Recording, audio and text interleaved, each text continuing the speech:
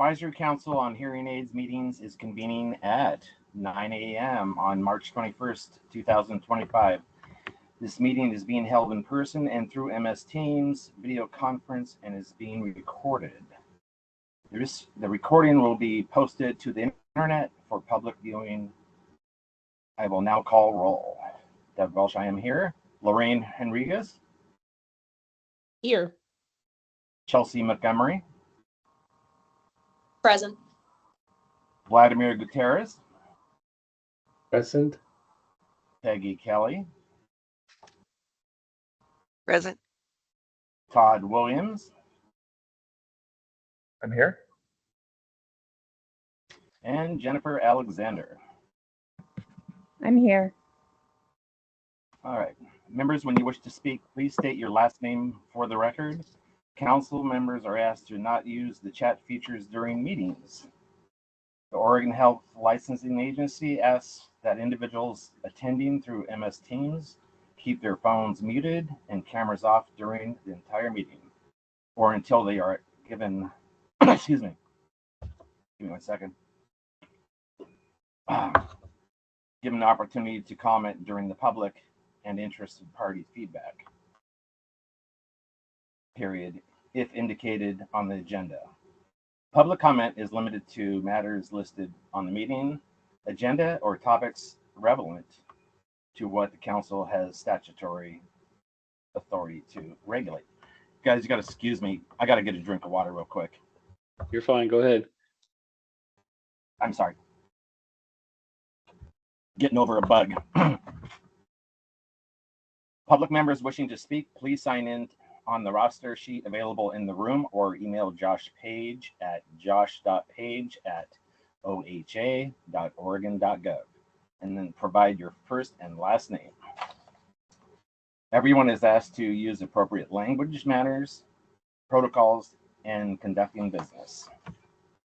When conducting business, excuse me. All right. Thank you, Chair. Good morning, everybody. Bob Bothwell with the Health Licensing Office.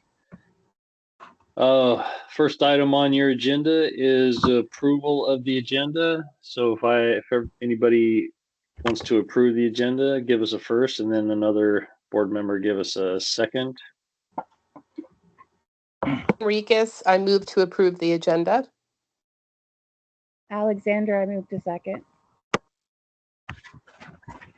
Thank you very much, Chair. We can get a roll call. Doug Welsh, yay. Lorraine Henriquez, excuse me. Yay. Chelsea Montgomery. Yay. Vladimir Gutierrez. Yay. Peggy Kelly. Yay. Todd Williams. Yay. Jennifer Alexander. Yay. Excellent. Thank you, everybody. Well, next item is the director's report, which I will give. And the first item in the director's report would be board member standings. Doug is in a second term. It expires September 30, 2026 and cannot reappoint. Lorraine is in a second term.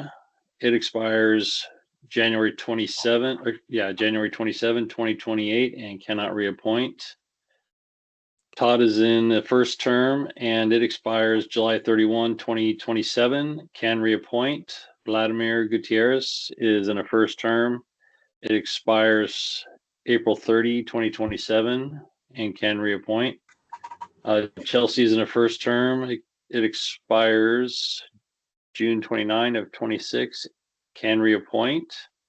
Peggy is in a first term. It expires July 31, 2027, can reappoint. And Jennifer is in a first term. Expires March 28, 2027 and also can reappoint. With that note, everybody, all the board members, there is on the board membership memo that is posted on our website and that you all probably got in an email from Josh, some specific trainings that need to be completed. The overview of boards and commission would need to be repeated each time you're appointed, not repeated, completed, sorry. And then the information security training foundations is required annually, and preventing discrimination and harassment is also required annually. The fourth training is an overview of Oregon ethics law. It's optional. Did somebody have something? All right. The Oregon ethics law is optional, but you may have noticed, Doug, when you read the script, there's been a little tweak to it with regards to public comment is limited to matters listed on the meeting agenda or topics relevant to what the council has statutory over. Yes. So that is a little bit that's new, and I mean, we're pretty good about making sure everybody's on topic when we're receiving public comment. But in addition to that, ethics has a new rule which required licensing agencies and boards to post on their website a complaint form for folks in the public who feel that a public meetings law was violated. And so it is on our website, it's on the board's website and all the board's websites under HLO. And the person in contact is Josh Page. And so the complaints and grievances, there's some rules around them where the complaint needs to be filed within 30 days of the alleged public meetings law violation. And then the governing body must respond within 10 days. And then ethics takes a look at it and decides what they will or won't do with it, if there's an actual violation or not. And the scary part, but it's not so scary because we're on top of things here, chairs and members of the board can all be included in the complaint and all be investigated by ethics. And as of today, we're not aware of any civil penalties being issued. What we're aware of is the Ethics Commission has contacted those members, not within HLO or state. These have been local sightings where they cited some individuals for public meetings law violations, and they just did some training.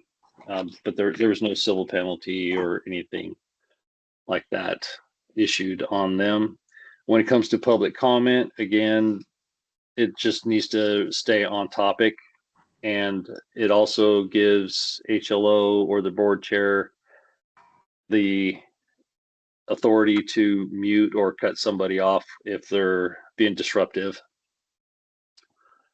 Executive session, if I'm not sure if this board has been through many, because we don't have a whole lot of cases, but with regards to executive session, they're narrow, they're very specific, and the executive session must stay on topic. So if we're talking about cases, it must be case specific to the case that we're discussing, and no decisions can be made in executive session. The board can come to a consensus, so when they come out of executive session, they can vote. And then there's the training requirements, which I discussed early on. Any questions about that? I do not. Doug, did you have some? No, I just said I do not. Oh, okay. Okay, looking at the screen, I don't see any hands up. So I will move on to the licensing and statistical reports. So we're in Q3. We've had 23 new licenses issued in fiscal year 2025, And this board doesn't meet very frequently, so I will say that a fiscal year is how we operate, and the fiscal year begins July 1 and ends June 30 of the following year. So it may seem somewhat cattywampus if you weren't aware of that. So again, in Q3, we've issued 23 licenses. Licenses renewed, the vast majority are online, which we appreciate. In Q3, it looks like we've had 37 renew. Age licenses by age and gender, if you're following along, is on slide 13. And it's a good breakdown between those that identify as female and male. And I'll point out that there are 5 licenses still active with folks between the age of 74 and 81 that identify as male. Licensing trends. In Q3, there's an average of 215 licenses. Active licenses, that is. Hearing aid specialist temporary license. As of Q3, there's an average of 17. Trainee registrations, Q3, there is an average of 32. On slide 17 are the Advisory Council's hearing aids test results. And you can see in 2025, looks like we've had 157 pass and 79 fail. And it looks like it is the P3 and 4, as well as the UTS practical, where a high number of failures are at, including the written examination. Any questions so far? I know I'm going through it pretty quick. Okay. And then your financials had a beginning cash balance of $307,078, revenues of $23,505, expenditures of $25,193, net operations in the negative. Well, we spent $1,688, and ending cash balance of $305,389. The board is sitting okay now, but if there's a big case, it could put the board into a deficit. So I'll be speaking with our accountant about whether we need to amend any discounts that we're giving currently.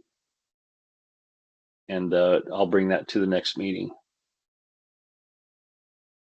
Any questions? You guys are making my life easy. Thank you very much. Next item. Oh, I'm sorry. Peggy.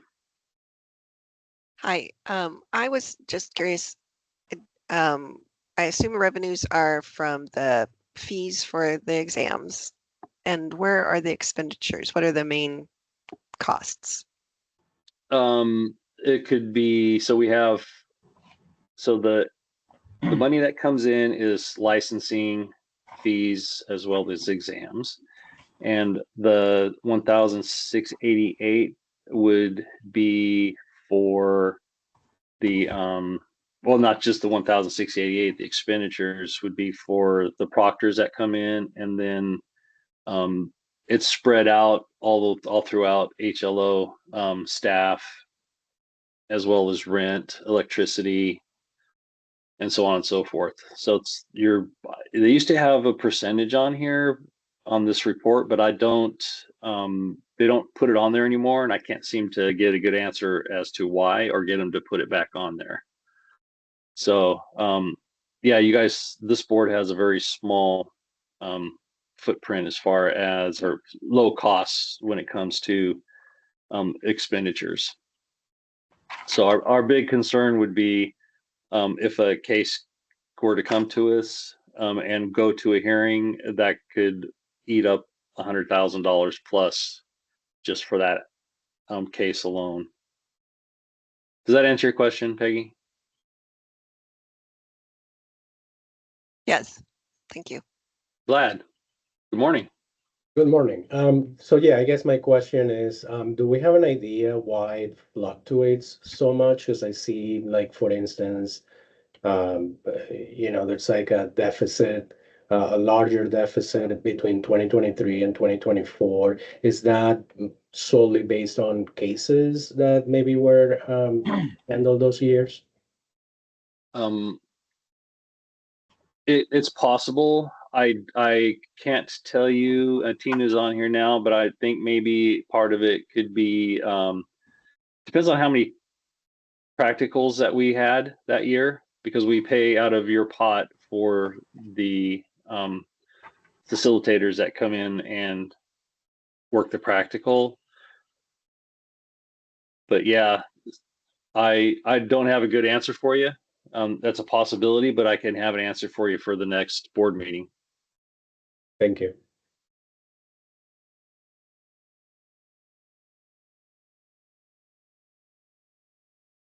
Any other questions on the fiscal or any of the other of the director's report? All right. Seeing none, moving on to the regulatory report. I know Trampus was going to be later this. Oh, you are? I'm here. I don't see you I on don't- there, but go ahead. All right. I don't know. I have my camera on. I don't know if people can see me or not. Oh, there you are. I'm coming from my phone today, so I'm a little not sitting in my normal spot. But my name is Trampashek. I'm the regulatory manager. I'm here to talk about the regulatory report. So if you've had a chance to look at the regulatory report, you can see that there's actually 3 bienniums still showing up on that report. And that first biennium, that oldest, that 2021 biennium, we've still got one that is still holding on in the open section. That case is actually in the process of being closed out. So that we should have a resolve on that one. That one shouldn't show up next time again on your next report. You can see in the 2021 biennium, we brought in 24 complaints. We had 24 complaints come in, I should say. And that one that is still open. You can see the 2023 biennium, we had about 21 complaints come in. We got about 5 of those open. And I can also say that number is actually, there's about 2 in process. So 2 of those will drop off. If we were a week later, those would have been dropped off. But and then the 2025 biennium, we are most of the way through. As Bob pointed out, bienniums go until June 30th. So we have a couple of months left in this biennium. And so far, we've only received 14 complaints. So that's about a third less than previous years. So I don't know if this is a trend or it's just a kind of an anomaly. We'll have to see how it goes out. At the next board meeting, we'll have the full biennium number and we'll be able to kind of get a little better idea on that. You can see the complaints by type in the next section. You can see that, of the 59 that we brought in over the last 3 bienniums, 10 were licensing concerns and 49 were services provided. So licensing concerns could be somebody's inactive, could be an unlicensed person, or a licensed person has an unlicensed person working for them or something like that. Those are the kind of the typical licensing concerns. And then the services provided, you can see that the services provided, the 49 of the 59, so the vast majority are about services, and they often come down to rescind periods and things like that, some testing, that kind of thing, people not happy with their hearing aids, and then we looked into it and see if there was any laws or rules violated. And then you can see in that last little box is complaints by type. You get no anonymous complaints in the last 6 years, or the total time frame that we're talking about here. So it's kind of unusual, but that's good. Everybody is we kind of know where everything's coming from. 21 of them are clients, the clients themselves complaining, and 38 of the 59 were other. Now that other could be another hearing aid specialist. That other could be like a parent or a wife or a sister or a kid or something complaining for their family member. So that's the regulatory report. I don't know if anybody has any questions about the regulatory process in general.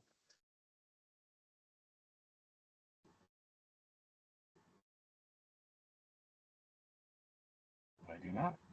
All right, Okay. perfect. Well, I'll let you go back to your meeting. Thank you. Thank you, Trampus. Mm-hmm.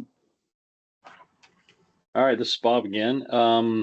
Next item on the agenda takes us to policy. Ann? Good morning, Chair and members of the board. For the record, this is Ann Thompson. I'm the policy analyst for your board. We are in legislative session, and there are quite a few bills that will impact the office, including a new program registering dental labs, some changes to our environmental health board, our licensed dietitians, our sign language interpreter board. But the one I'd like to highlight for you today is Senate Bill 800. And it has to do with tax compliance. The Department of Revenue, I might refer to it as the DOR later, has decided that they want to link licensing and renewals to tax compliance. And what this bill says is a group of licensees that has not yet been identified, the Department of Revenue would identify it, perhaps a work class, nail technicians, anyone, contractors, anyone who needs a license to work, to perform a service, must show tax compliance in order to get a license or renew a license. And what this really got our attention, because there are time factors in this. If the Department of Revenue decides that a licensing group profession is below their threshold for tax compliance, like they want to see 95% or 85% that are up to date on their taxes, if they identify a group, then every single member of that group has to go on the Department of Revenue website to a portal that has not been built yet and download a certificate of compliance showing that this is income-based. This doesn't have anything to do with property or anything like that. Within 90 days of getting their license or renewing their license. So there's an extra little time element on there. What's gotten our attention is this could radically affect HLO's ability to put out licenses in an expedient manner, and essentially turns licensing boards into an additional arm of the Department of Revenue. Anything that's going to slow us down definitely gets our attention. And what's interesting is, if you're brave enough to read the whole bill, if there's a debate, the Department of Revenue says you're not in compliance and you say you are, your license is suspended immediately. You cannot work. And their idea was, everybody wants to come to the table and everybody wants to be compliant. They said that this process would be easy. HLO is not so sure. It might make our online renewals very difficult. How can you just renew online when right now you just attest to keeping your CEs up to date and you attest that you haven't had any sort of brushes with the law?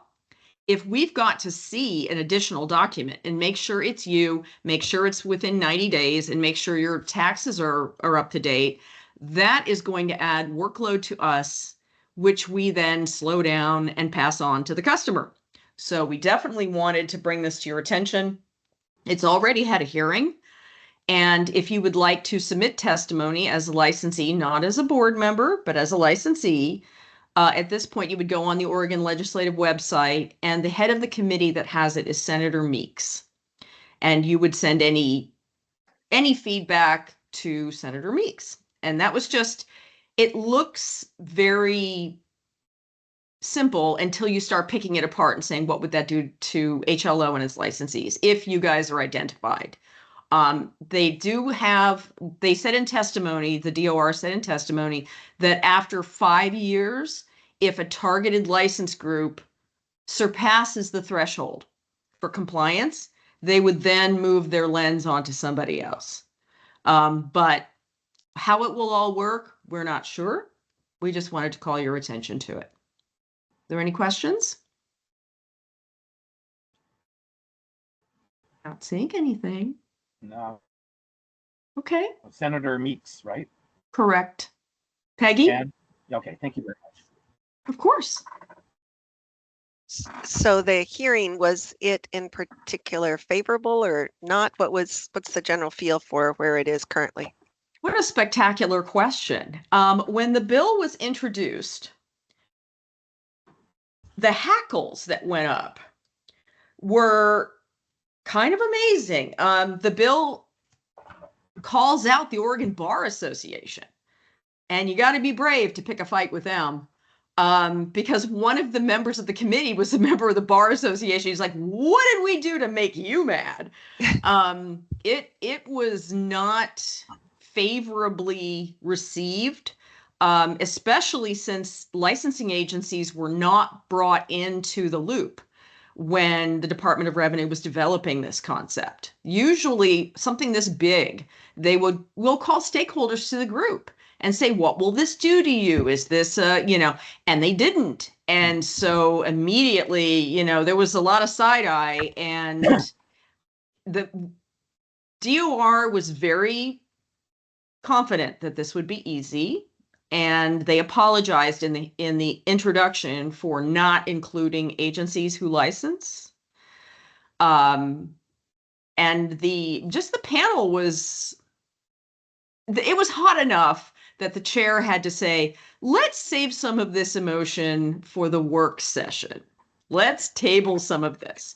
But yeah, it was not received like, yay, this will be fun.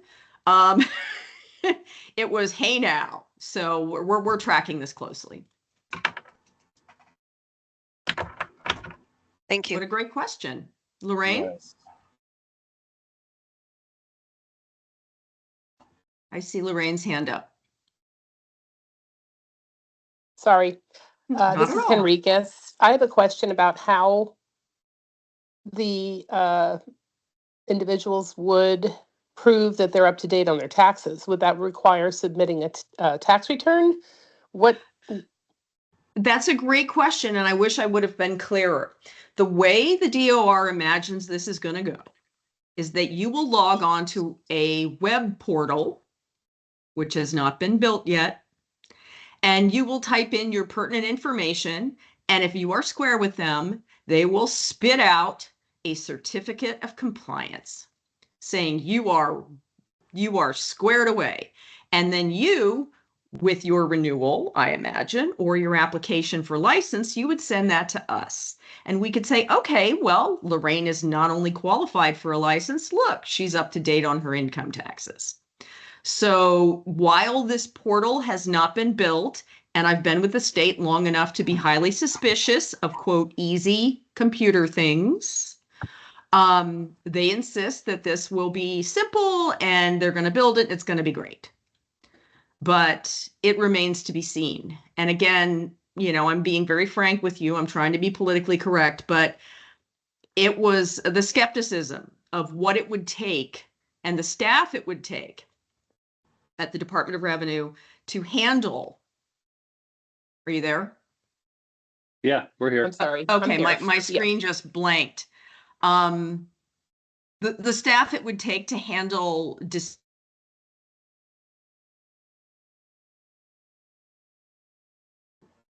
Ann, are you there? Hello? Ann? I Okay. think we lost her. Yeah. She'll be back. I think she had enough. But yeah, we're, like she was saying, we're skeptical and we've got big concerns if this were to pass. And I was on the OLS website this morning and I don't see that it has anything scheduled. And if it's not scheduled today, not to be heard today, but if the scheduling is not done, it may fall off the legislative radar. But yep, any questions on that I can try to answer? I'm familiar enough with it to be dangerous to know that it's not a single person, though. It's a group. It's a licensing group. So if they feel that the group as a whole is not square, as Ann put it, then the whole licensing group will have to get this certificate of compliance upon licensure and renewal. Okay. Any other questions on that? Sorry to bring it dark, damp news to you. Potential news. If Well, there's Bob, this is Doug. This is Doug Welsh. Yeah, Doug. Yeah, I just, I read the bill. Of course, it was, yeah. So I just find it's going to be pretty cumbersome for everybody. I mean, it's going to kind of just, make your job harder, and I don't know. Yes. I mean, I would suggest, getting a hold of Senator Meeks and just putting in some, input and see what happens. Well, you can submit written testimony. As a practitioner, as a private person, you can identify yourself as a board member, but don't say I'm a board member and these are my feelings. So Yeah, you can, well, not. yeah. So we've had those discussions. So yes, and what I was explaining to Doug, for those of you who don't know, you can do whatever you need to do as a private citizen. You can identify yourself as a board member, but you're there to testify, or you're writing in this statement to Senator Meeks or to the committee as a private person or a practitioner.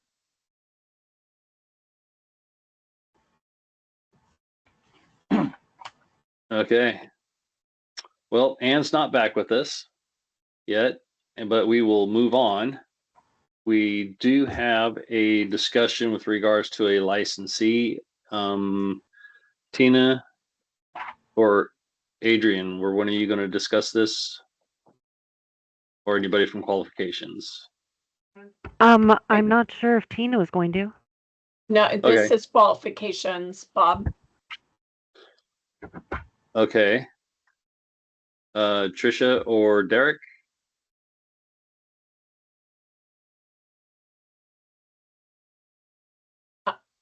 I guess I Okay. can I can do it. It's the first that I've seen it, but I can discuss it. This is Tina Russell. So we have an issue statement here of an individual that has tested 4 times on the practical for the P4, and you can see the dates that are listed on there. He's received 60% 3 times and 50% another time.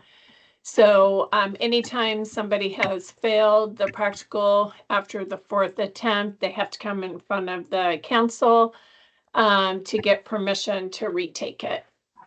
So that's why we have an issue statement for it.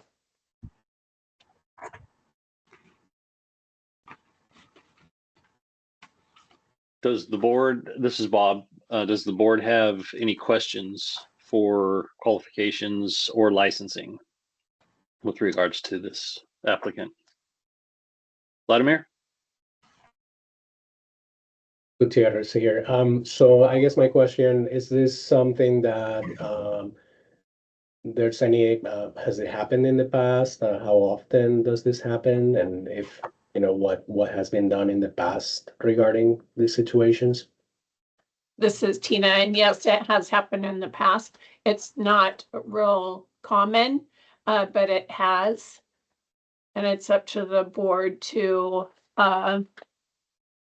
discuss it and determine if this individual can come back and retake.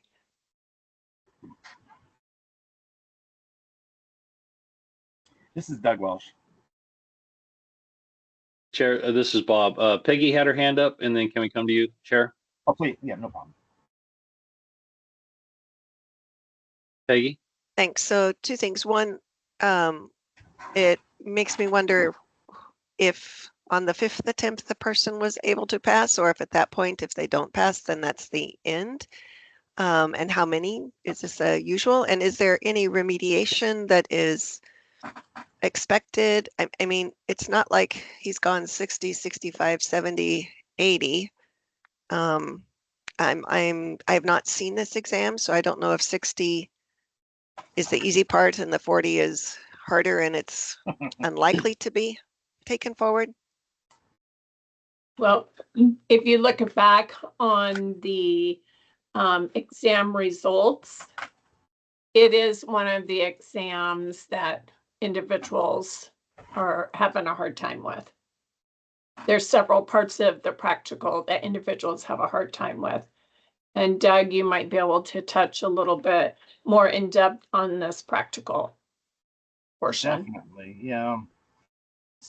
What I've run into, this is Doug Welsh, what I ran into with testes in the past where they deal with a lot of RICs, and it's pretty cut and dry. They just put them in. It's kind of it's considered a lazy man's fit, but when it comes to configurations of hearing aids, and P4, refresh my memory real quick. Which portion is that exactly? Do you know?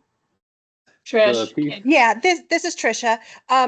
P4 is a series of 10 multiple choice questions. And the candidate did, I apologize for my voice, but the candidate did send us a lengthy email about, she did go in and kind of research and try to find out what she was doing wrong. She thinks she knows what she's been doing wrong, but it's stuff that they don't use on a regular basis. It's not, she's heard of it, but it's not something that is commonly used, currently used. But yeah, it's just 10 multiple choice questions and they have to get 70% to pass. So it's weighted very heavily when they miss just one or two questions. Exactly. Yeah, I know what you're talking about now. So I think what I ran into also is there's portions doing your job they're required, and a lot of, I wouldn't say a lot, but several, they don't have the equipment or the knowledge to really pass that on.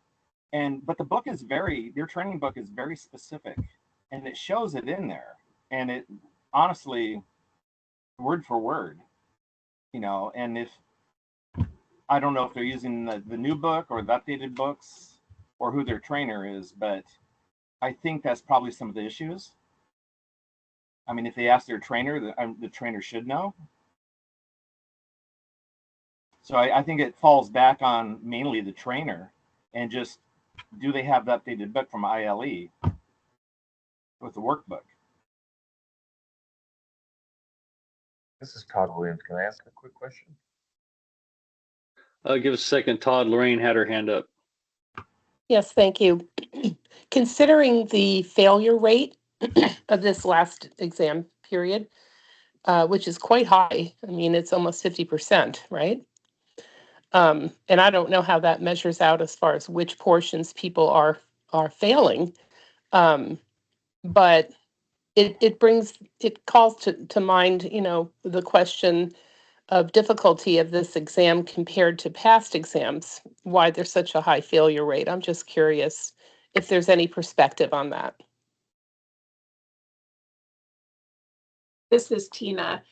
This is a new portion of the exam of what used to be on the exam many years ago. And I believe this portion of the exam's just been added in the last 3 to 4 years. Is that correct, Trish?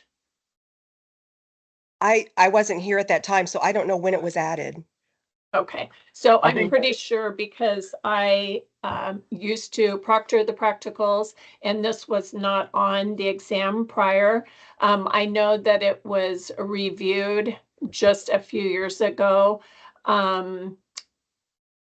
right around Chris's passing. And I think, Doug, you were involved in this too, but it was added at that time.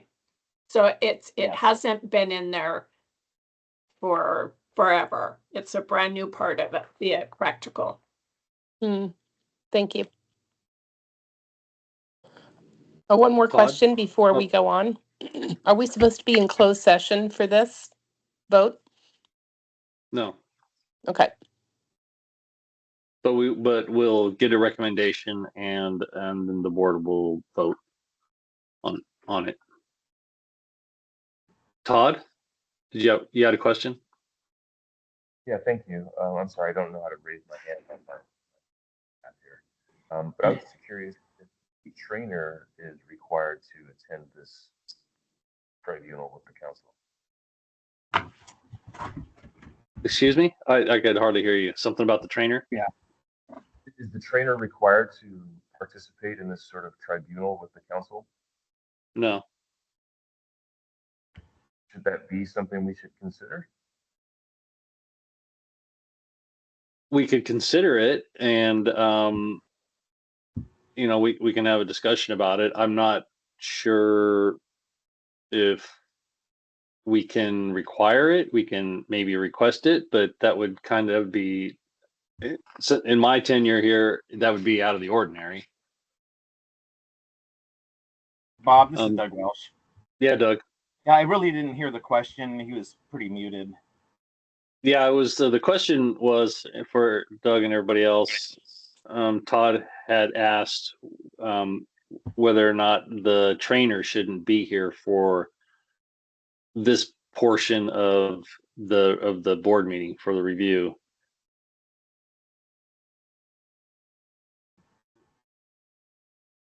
I would say probably not, but it's unordinary. But yeah, that was my thought on it. Anne, I see your hand up. Go ahead. Thanks, everyone. I apologize. My computer crashed during my policy report. As I said, the state and tech. In our rules in several places, again, we have 19 boards and programs. It's very rare that this comes up for your particular council, but we do have in rule when it comes to exams, especially practicals, if you have failed X number of times, you need permission from the board to take it again. Some rules have the if you fail again, additional training might be required. But it doesn't say anything about the trainer. Again, when it comes to training, the onus is on the person taking the test to get it right. It's like, if you went to college and you failed a test, no one expects your professor to show up and explain how it happened, right? So the onus is on the individual seeking licensure, taking the test to get it correct. But that doesn't, and this is Bob, that doesn't preclude the applicant from going back to their trainer and saying, hey, I failed the P4 portion of it. I need help. And I need help. What the board can do today is they can say that the applicant can retake the test. The applicant should take some additional training to take the test. You've got somewhat of a menu of what you can recommend and vote on for this individual. I thought I saw, there it is. Chelsea. Yeah, I had a question. I think it had been raised before, but what the content of the material is. I know you guys said it wasn't something that maybe was used that often, but I feel like someone failing something on infection control was a lot different than someone failing on, specifics of hearing aid fitting software. So do we have any idea on how, crucial this is to the, safety and patient care? Doug, I see your hand up. What I believe that, I'm not sure, I'm trying to remember, I had some of the overhead, I was going over some training with someone, but I don't think I have that portion. But I believe it's real ear measurement and speech mapping, if I'm not mistaken. Trish, do you know what's in the P4? I'm not familiar with the whole hearing aid specialist process, but Okay. that section, the P4, is titled, let's see, hearing aid verification. So I don't know if that helps people know. Excuse me, this is Doug. Yeah, the verification, that is required to do. And going back to asking the trainer something, which I agree with Bob, the biggest thing I've seen over the last how many years I've been proctoring and knowing a lot of people, the trainer just does not, I mean, this isn't everybody, but the trainer just does not know or does not get involved with the person's training or, questions. They just say, I don't know. And it's really, you know, if you're going to train under someone, that trainer needs to really, you know, take hold of this person and show them, you know, watch them what they're doing, making sure they're doing the tests and all the procedures properly, sanitation, etc. And to be left by themselves is, I have an issue with that. But if Trish would like to send me, or I'll talk to her later on about this portion, and I'll take a look at it. Maybe there's something I can help out with. Let's see, we got a lot going on here. I see Chelsea's hand is up and Vladimir's hand is up also, but Chelsea, go ahead. Yeah, so I mean, I am not against having the individual retake the exam, but I do think that it would be prudent if there are specific materials we feel like they should be referencing to ask that they do additional training. I think it makes sense that it's the real ear measures that you guys are talking about, and that is something that should be done with every patient. So the fact that they're saying it's not something they do all the time, I do think that's a red flag.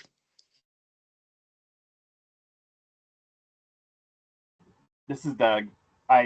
I definitely agree. I ran into this so much where something's skipped, or they don't have the equipment, or they don't do it, and it's definitely something that I don't know if we can shoot them some training material through the email. I don't know if that's possible, but I mean, it's a good idea. I've asked people, you know, they've asked for help, and there's nothing really I can do, but you know, they do need help sometimes.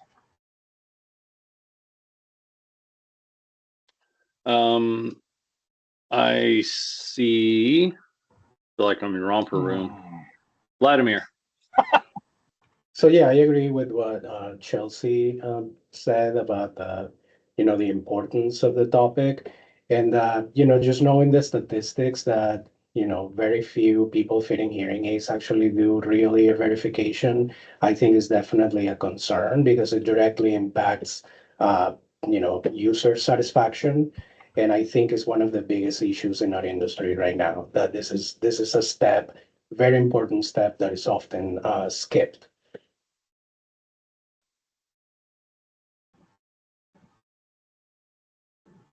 Trish?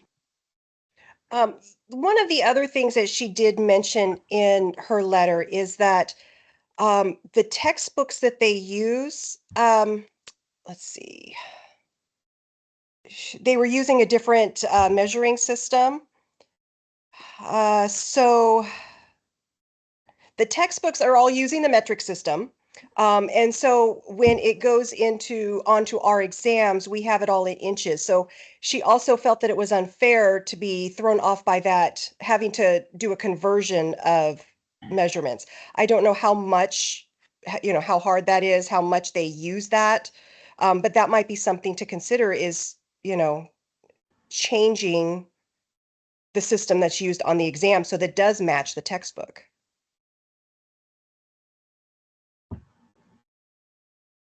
Tina?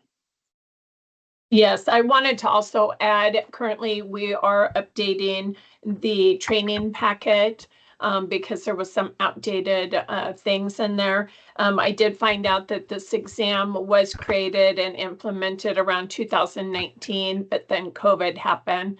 So we will update the training packet also and include the references on this portion and maybe give a brief description of what's included in the practical exam. Okay. Thank you, Tina. Any other questions or thoughts on this applicant? Bob, this is Doug. Yes, sir. I would say let's go ahead and let them retake it, no problem.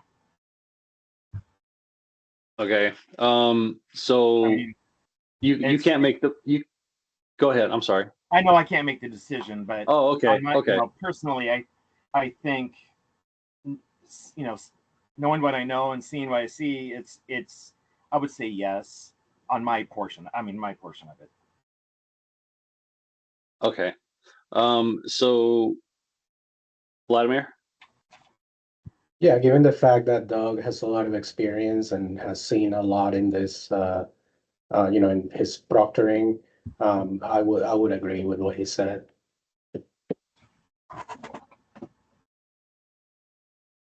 So can we get someone to make a motion to allow this individual to come back and test for a 5th time? Unless Peggy has additional discussion, and Lorraine, sorry. I was going to make the motion. Oh, okay. Lorraine, anything other than the motion?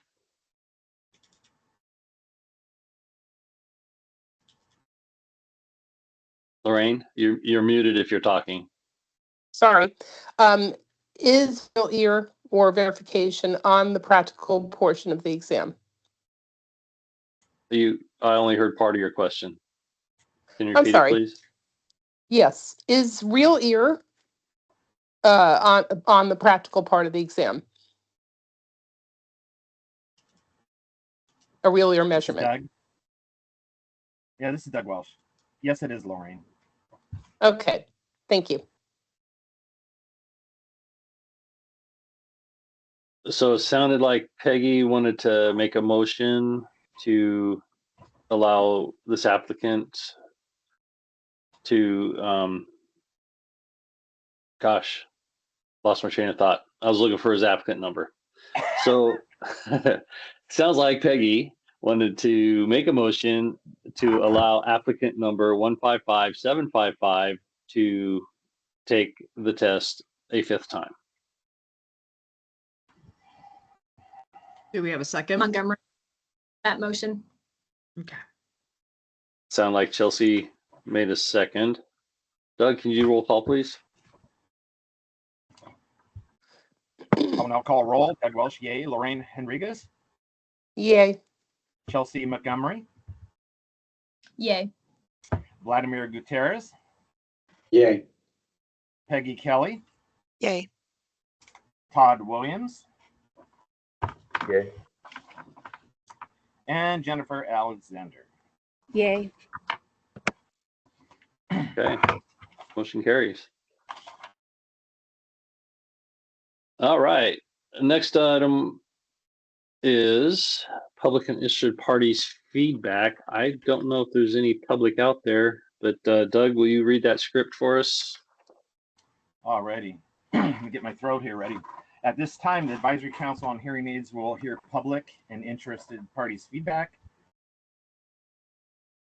Public comment is limited to matters listed on the meeting agenda or topics relevant to what this council has statutory authority to regulate. Comments will be limited to 3 minutes and will not be allowed if they are disruptive to the council's conduct of its business. If you are called on to comment, HLO staff will request the public member to unmute themselves. The chairman and HLO reserves the right to end the person's comment early and have HLO staff mute the public member if the comment does not pertain to matters listed on the meeting agenda or topics relevant to what this council has statutory authority to regulate. Are there any members of the public who wish to comment? If so, please raise your hand or use the MS Teams raise hand feature and wait to be acknowledged. Excuse me, guys.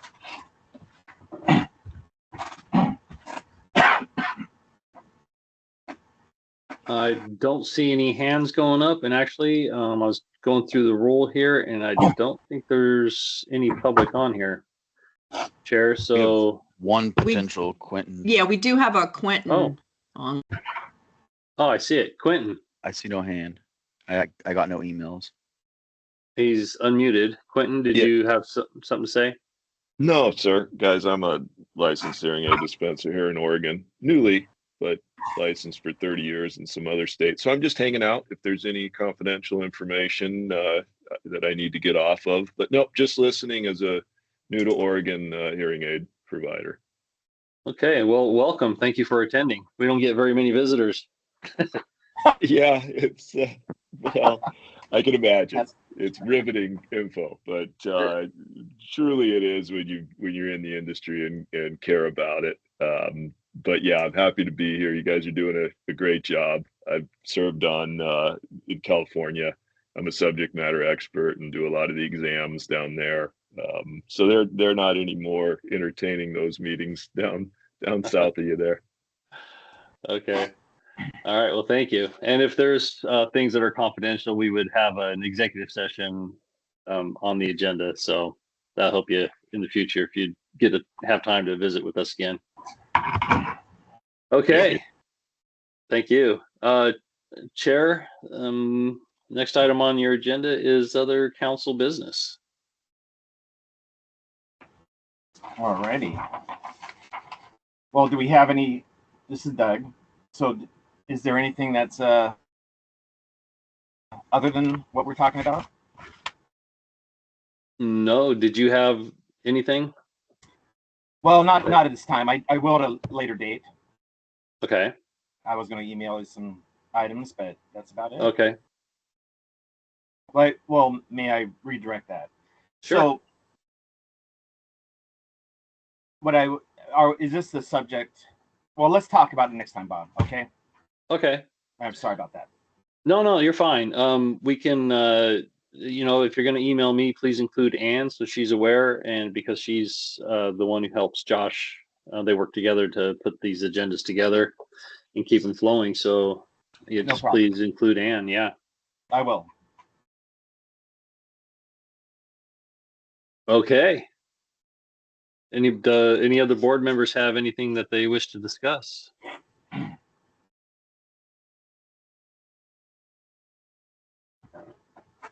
Seeing none. Chair? We're going to adjourn? If you wish. Let's adjourn. The Advisory Council on Hearing Aid meetings is adjourned at 9:57 a.m.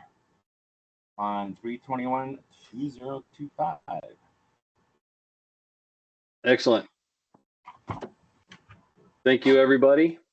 And look forward to seeing you at the next meeting.